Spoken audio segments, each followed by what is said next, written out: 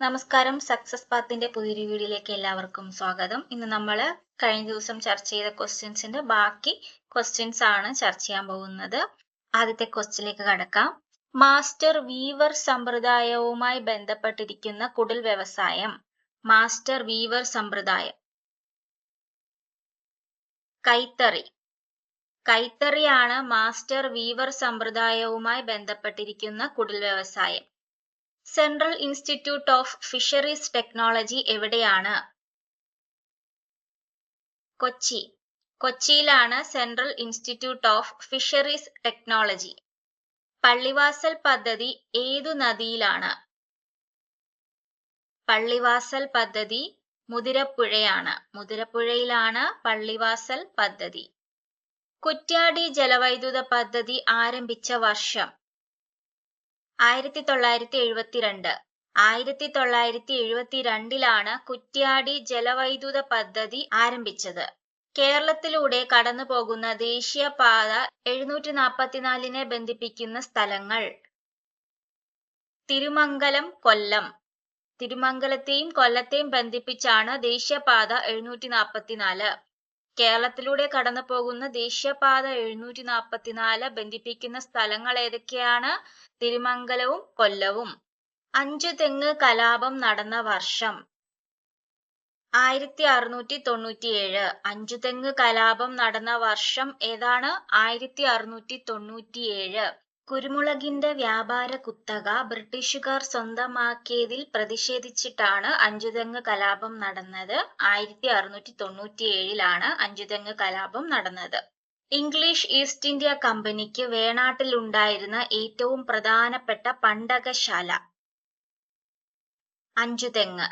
അഞ്ചുതെങ്ങാണ് English east India കമ്പനിക്ക് വേണാട്ടിലുണ്ടായിരുന്ന ഏറ്റവും പ്രധാനപ്പെട്ട പണ്ടകശാല. പഴശ്ശി കലാപ സമയത്ത് തകർക്കപ്പെട്ട ഏഷ്യയിലെ തന്നെ ആദ്യത്തേതും ഏറ്റവും വലുതുമായ കറുവാത്തോട്ടം എവിടെയാണ്? അഞ്ചരക്കണ്ടി. അഞ്ചരക്കണ്ടിയിലാണ് പഴശ്ശി കലാപ സമയത്ത് തകർക്കപ്പെട്ട ഏഷ്യയിലെ തന്നെ ആദ്യത്തേതും ഏറ്റവും വലുതുമായ കറുവാത്തോട്ടം. വേലുത്തമ്പി ദളവയെ പരാജയപ്പെടുത്തിയ ബ്രിട്ടീഷ് സൈന്യാധിപൻ? Colonel Leger. വേലുത്തമ്പി ദളവയെ പരാജയപ്പെടുത്തിയ ബ്രിട്ടീഷ് സൈന്യാധിപനാണ് കേണൽ ലീഗർ. വേലുത്തമ്പി ദളവ സ്വയം ആത്മാഹുതി ചെയ്തത് എവിടെ വെച്ചിട്ടാണ്? കുണ്ടറയിൽ വെച്ചിട്ടാണ്.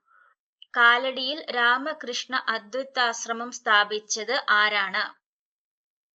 ആഗമാനന്ദ സ്വാമി. ആഗമാനന്ദ സ്വാമിയാണ് കാലടിയിൽ രാമകൃഷ്ണ അദ്വൈതാശ്രമം സ്ഥാപിച്ചത്. കേരളത്തിന്റെ വടക്കു ഭാഗത്ത് സ്ഥിതി ചെയ്യുന്ന സംസ്ഥാനം? കർണാടക. കേരളത്തിന്റെ വടക്കു ഭാഗത്ത് സ്ഥിതി ചെയ്യുന്ന സംസ്ഥാനം കർണാടകയാണ്. കേരളത്തിലെ ആകെ താലൂക്കുകളുടെ എണ്ണം?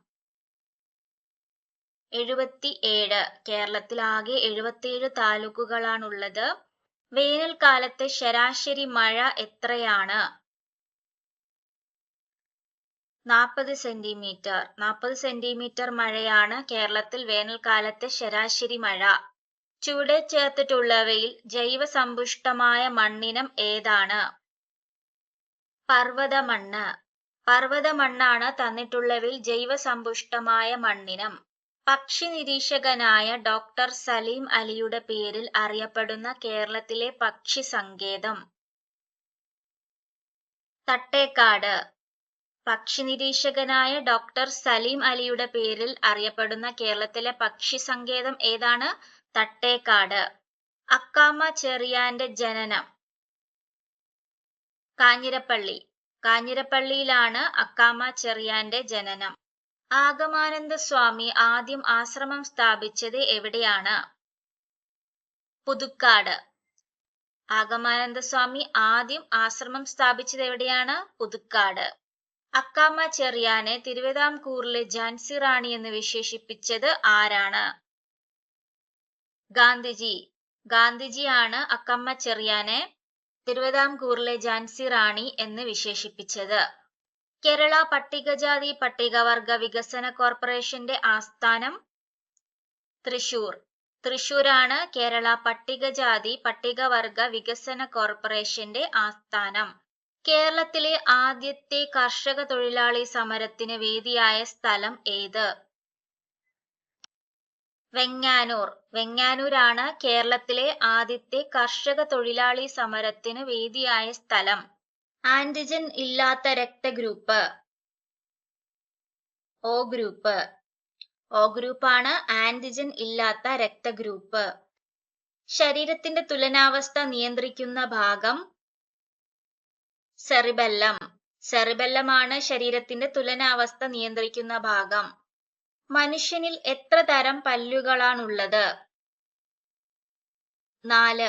4 തരം പല്ലുകളാണ് മനുഷ്യനിലുള്ളത്. ശ്വാസകോശത്തെ പൊതിഞ്ഞു സംരക്ഷിക്കുന്ന ആവരണമാണ് പ്ലൂറ.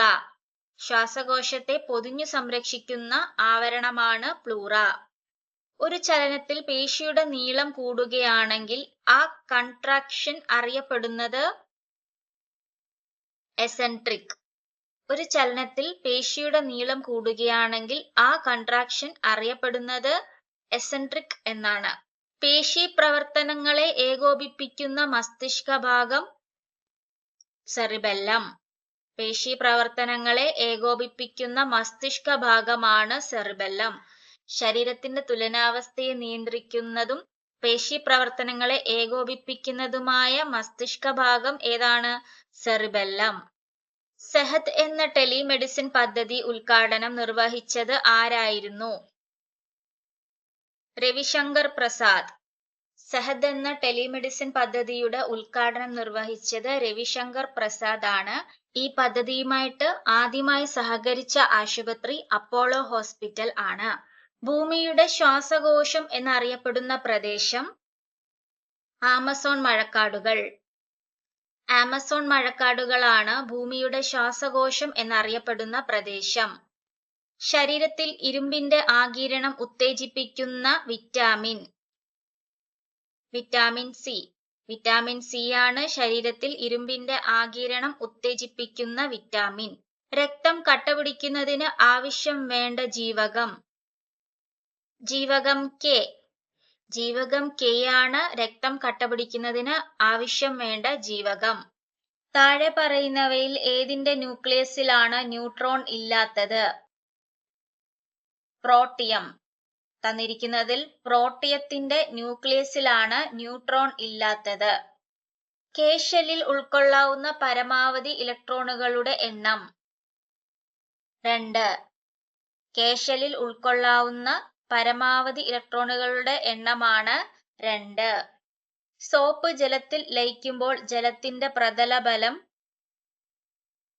കുറയും. സോപ്പ് ജലത്തിൽ ലയിക്കുമ്പോൾ ജലത്തിന്റെ പ്രതലബലം കുറയും. മെൻഡലിയേഫിന്റെ ആവർത്തന പട്ടികയിൽ മൂലകങ്ങൾ ക്രമീകരിച്ചിരിക്കുന്നത് അറ്റോമിക മാസിന്റെ ആരോഹണ ക്രമത്തിൽ.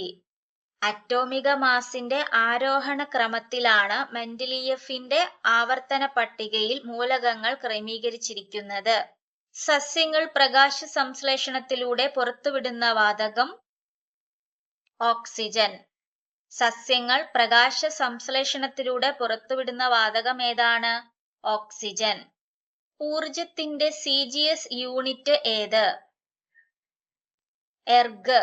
എർഗ് ആണ് ഊർജത്തിന്റെ CGS യൂണിറ്റ്. എർഗ് ആണ് ഊർജത്തിന്റെ CGS യൂണിറ്റ്. ഉരുളൽ കർഷണം നിരങ്ങൽ കർഷണത്തേക്കാൾ കുറവായിരിക്കും. ഉരുളൽ കർഷണം നിരങ്ങൽ കർഷണത്തേക്കാൾ കുറവായിരിക്കും. എന്താണ് കർഷണം?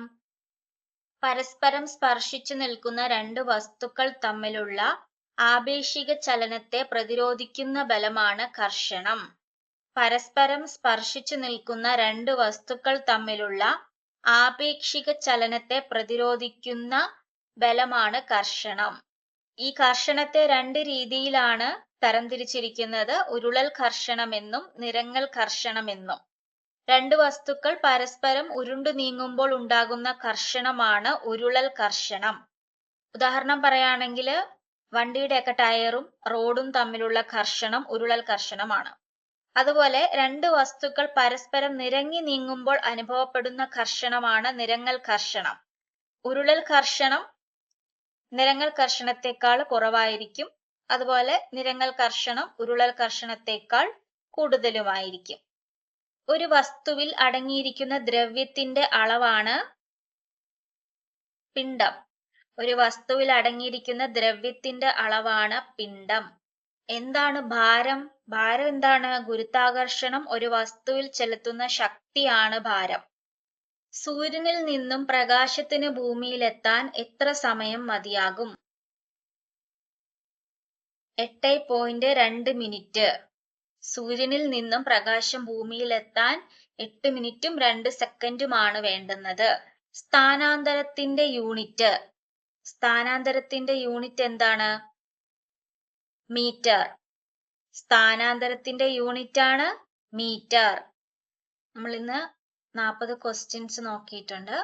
ഇതിൽ എത്ര ക്വസ്റ്റ്യന്റെ ആൻസർ നിങ്ങൾക്ക് അറിയാമായിരുന്നു എന്നുള്ളതൊന്ന് കമന്റ് ചെയ്യുക. വീഡിയോ ഇഷ്ടപ്പെട്ടാൽ ലൈക്ക് ചെയ്യുക, ഷെയർ ചെയ്യുക, സബ്സ്ക്രൈബ് ചെയ്യുക. Thank you.